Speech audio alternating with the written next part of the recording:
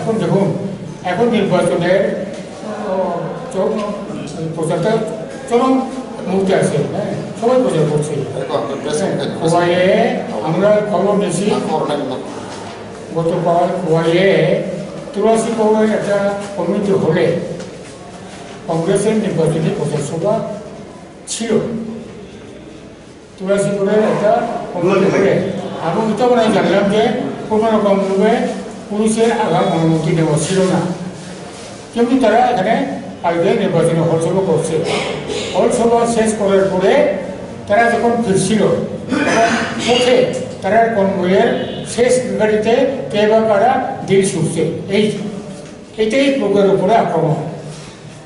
কনভয়ের শেষ গাড়িতে কে বা কারা দিল ছুটছে, সঙ্গে সঙ্গে এসকর্টের যারা আসিল রক্ষীরা তারা ওই পাকড়াও করছে একজন পিন্টু দেববর্মাকে। তারা গাড়িতে তুলে নিয়ে গিয়ে থানাতেও তাকে জমা দিছে। এইটাই ঘটনা। কিন্তু কংগ্রেস তো বলছে আপনাদের সমর্থকরা তাদের প্রার্থীর উপর আক্রমণ করেছে। এটা তো করবো, এখন তো করবো, এটা করবো। পিন্টু দেববর্মা কি আইপিএফটি?